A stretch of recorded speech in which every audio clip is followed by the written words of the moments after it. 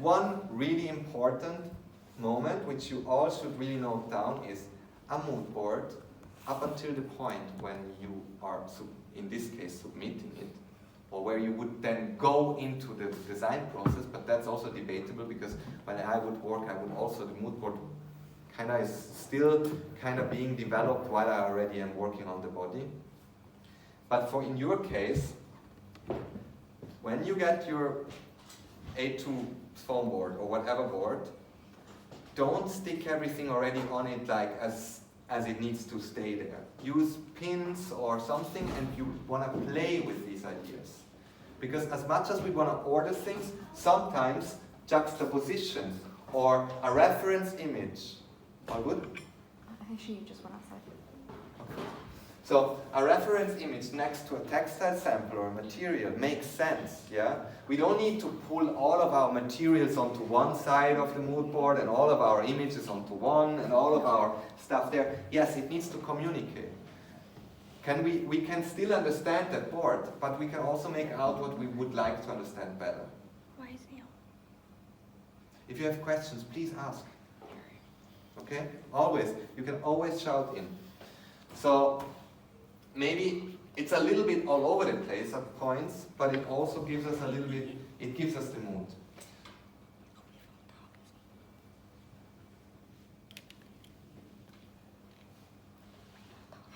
We talked about that already. So it could start with little elements. So really pull out the ideas from your assignment already, from your first part. And a good part is to also start maybe recollaging certain ideas or putting things together. Yeah? So come to a table, pull out your material or references. Yes. Are you okay? Yes.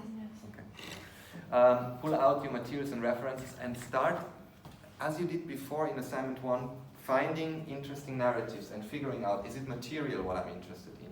Is it the shape? Is it the detail? Is it just the mood? Do I need to do anything to that image in order to translate that or to pull that out in order then to, when I bring it on the mood board, that it actually says exactly this?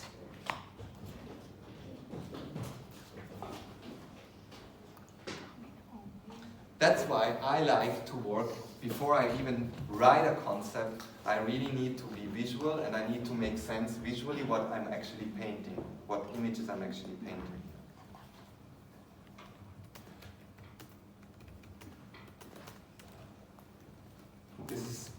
And again, we have different designers working. This Kim Jones, Louis Vuitton mood board. I mean, there's one moment where you have mood boards out in the wild. Where is that? Out in the wild. Where could you see mood boards out in the wild? Temple. Temple? Yeah, I guess. Mood boards in temples. Yeah. Where? I'm interested now. Tell me more about that. I go to a lot of temples, so each temple they have different ends, you know, because there's a lot of in religions and only but have I mean like because there's a lot of religion not in the temple because in Buddhism is Yeah, that the Buddhism, correct? Yeah. Buddhism, Yeah, there's a lot of Rules. yeah. So You mean these rules things? yeah. Yeah. And then I've never thought of this as a mood board, but yeah, it could be literally be a mood board. Yeah, I agree. and you know A when concept as well. yeah, and even though at the moment you step into the temple and there's always have a door outside. Yes, I don't know what to call it.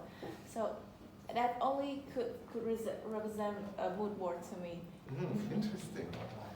I like the idea. I like where this goes. I've never thought of it as a mood board, but yeah, I love the idea. Keep it. But let's go back to fashion for a moment. Where could we see? I love the idea, but where could we see this mood board sometimes in a fashion context? Fashion magazines.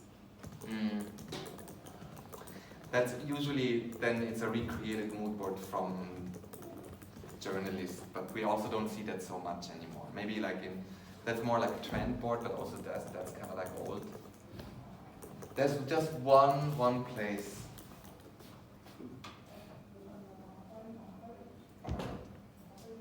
Maybe I can. Yeah, no, I don't have an image for it. Sometimes some designers, when they have a show, they have their mood boards in the backstage, and when then important fashion journalists or people who write about the show, Susi Menkes or Anna Wintour or something, they invite it backstage in order to talk about their collection. They kind of have these boards up and talk them through and say like, yeah, and my inspiration was coming from this and this is So that is the only moment where I've seen mood boards like outside, except for when an exhibition or something, you know. But that is the moment where designers would maybe have some kind of a mood board. Generally, mood boards have not been shared to the wider public. They serve as a communication tool to explain a designer's vision to the design team. That I would contest. Marketing team, chosen retailers, sometimes media or important people, I would say that makes a concept board. They don't need to know everything. They need to know, like it's an efficiency tool, a concept board. It's about, hey, marketing team needs to know these ideas. Photographer doesn't need to have, when you do a shooting, you don't pack your mood board and go to the photographer and say, this is it. And you know that I did this by hand and I was weaving this and this was dyed for 5 hours and this and this. That's not important. You will probably want to communicate with the photographer about the shooting. If it's about the important material which needs to be represented on the shooting, yes, you might have that on the board, right? To communicate with your photographer. Hey, make sure that's really important for that collection, this special material. We need to have, it's super glossy, here is a sample, play around with it. Okay. Alexander McQueen.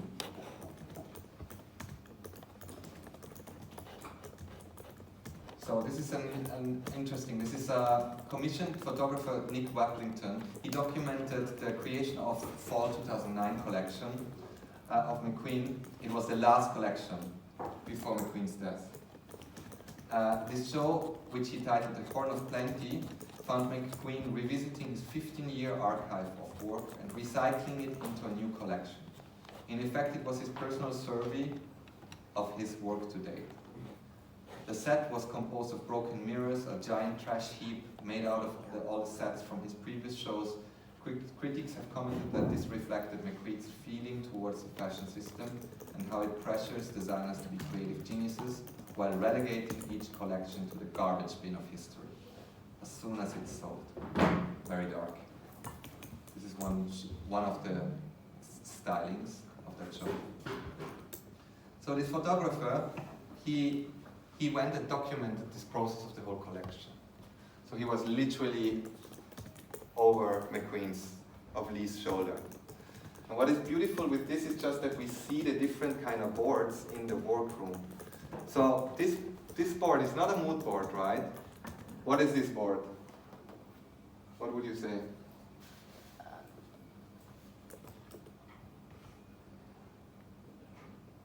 A styling board. I think it's more than it's like already a look development board. Like again, this went through iterations and iterations. We have to understand that just because we will draw only, we will not work on the physical body. Sadly, that obviously his boards have the fitting looks. The step, and every time that look gets hung to the wall again, will be a different picture, will be a new iteration, will be the material. And the material comes to it, and then the choice of moving the materials around, right? And bringing them together and playing, and also seeing the whole collection. So we could say that here it's about the fabrics. Revisiting the fabrics and changing and bringing these together.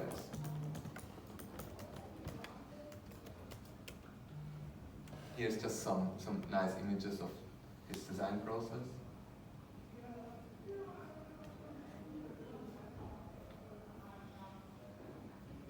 Here we have Anna Wintour making a studio visit. And you can see all of his wall is, yes, his way is very clean, very structured, A4, very, very clear, no fuss, but we can see detail shots, close-ups. So basically his whole studio is kind of a mood board and a workbook, right? The recycling, this is the photographer, the recycling the rubbish pictures in my book and were referenced in the set for the Horn of Plenty catwalk show, so this is a mood for the collection, are talking about political state at this time. It was 2009, so we were just after the banking crisis and we were in recession, which we are now soon again. These were all things that were coming into play because Lee saw his work as a mirror on contemporary society. He didn't work in a vacuum, he was interested in the world out there.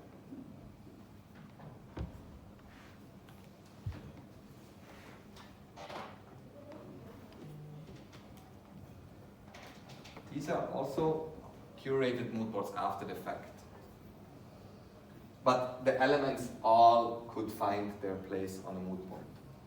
This was after 2019, once when Alexander McQueen's design assistant, which name flew out of my head, Sarah Burton, thank you. Sarah Burton took over. In London's flagship store, they wanted to show the creative process behind the collection, so they would decorate the whole flagship store as a mood board. All the bits and pieces, leftovers, the process.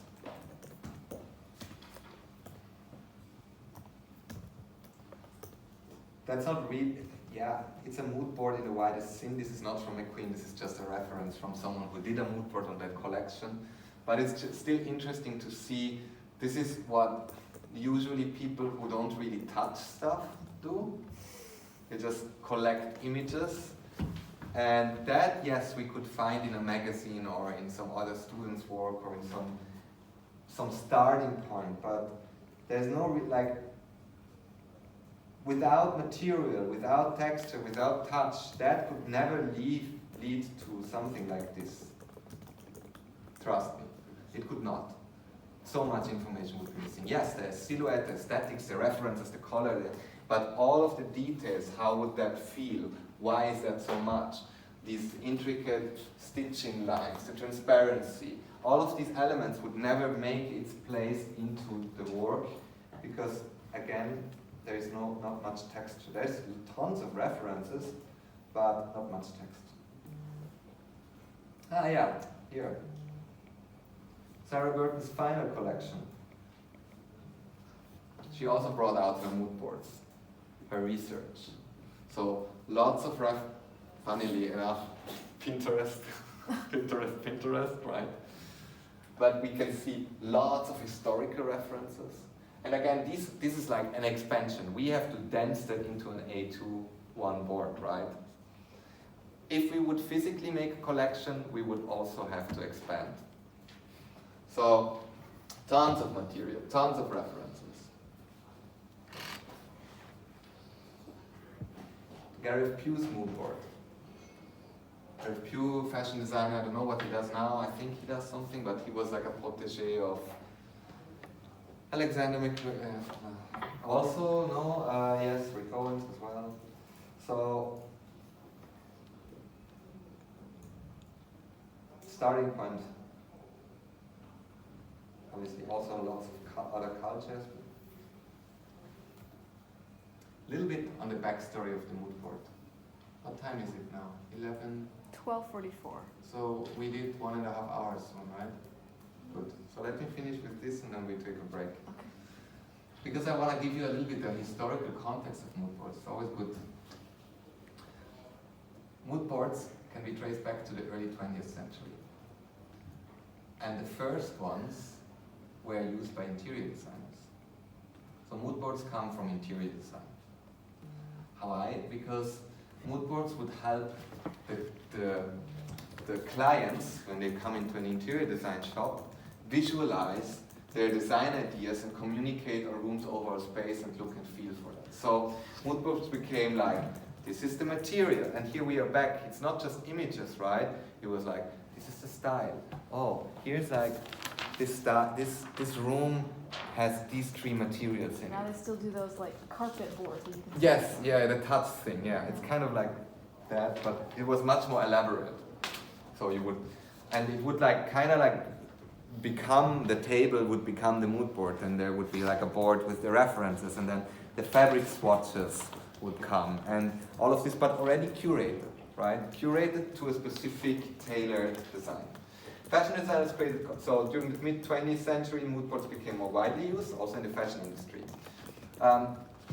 Also imagine, we didn't have photography before, right?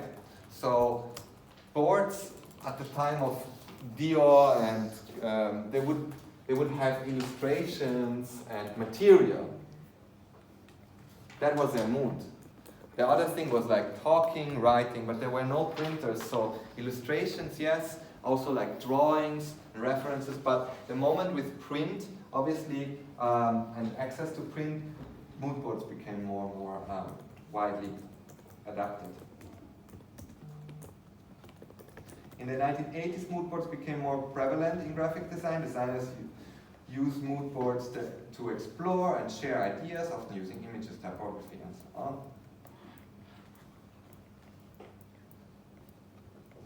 And I want to understand with you quickly, 5 minutes.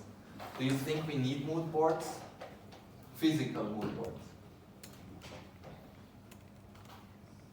Because you all did some type of mood board in the digital, which are not, to me, yes, they're like in this, like they're like, they come from a very commercial background, let's say. Okay, that means they're mostly, all of you have been inspired or have been going through WGSN and this stuff. And it's really important for me to set that a little bit clear, especially when we work from a fashion design, physical fashion design perspective. That's not how you create mood boards as a design. Yeah? As a task, yes, totally. As understanding a concept from WGSN and making sense of it, totally. But when we think about creating a collection on paper and going really through the design process, mood boards will need physicality. Would you agree, or would you see? I love counter, like anything where you say, no, I don't need physical stuff. No. No. As in, I agree. I don't think. Okay. Yeah. Why not? Why not? No, we don't need physical stuff anymore. Why do we need physical? I mean, obviously, I talk. Because we live in the real world, and That's no matter how advanced technology gets, there's still like a technological and a monetary barrier. Yeah. So let's say we do make, let's see, these very real, convincing digital clothing, but that's not accessible to everyone. Mhm. Whether through technology, like you can make it in digital, but you can't make it in real life. Or you don't have the money to live in the metaphysical metaverse world, so you can't enjoy that anyway. Yeah. That's also a point. Obviously, we could now go down the rabbit hole of digitality that is also very exclusive. It's like gate-kept a lot financially. But yes, I agree with it. We live in a real world. I think that's a really, really important point. We live in a real world, no matter what we do. And I would also say that if we don't know how to touch things, how things feel, how they make us feel, we cannot replicate that. Why we can replicate is that in a digital world, because we've touched things. And these are just placeholders for memories which we already have ingrained in us. Imagine we would all are already that far that we all just touch screens, glass, right? And we touch a leaf on a glass. And if we've never touched a leaf in real life, but we touched it through an image on glass, we would have no reference to that. It would mean nothing to us except for a color and a shape. So that is really, really important in a time where we do so much with technology, and I agree with it, and I use it as well. But we need to touch things. We need to cut things out. We did that now in assignment 1. So you should do that. And I encourage you to start, no matter where you work, what you work, if it's a physical, a digital thing you do, pull out that pencil and draw, make a quick sketch by hand. It just helps. It just gets another feeling. So yes, mood boards need to be, in my point of view, physical things. Yeah? So we will keep on working physical. That's really important. I know here and there some of you work digital, a lot digital in the first one. That's totally fine up until now, but now I want to see every time you come to class from next week is self-study week. This gives you now really the time to come the week after that with lots of material. I want in the lab, each team around the table, you can move the tables before class. I want that board in the middle. I want all of the material, which also are not on the board or whatever, all of your research, all of your idea, I want them on the table, and I want to sit with you and move things around and pull out other things and see and talk about what they do. Yeah? And now it's much easier also for me because we work in groups, so I'm not rushing from one to the other, but we can actually have enough time to work together. We will have that. So this will be our guiding line.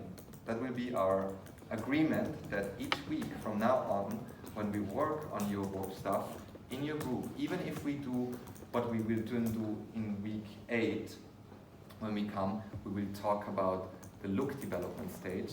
At that point, we will do that in your groups. We will sit together and we have consultations in your groups about what we see, not about what we think. Yeah? So yes. And then with this, I will lead you into 15-minute break, which is 1:15. We will see each other if the clock is right.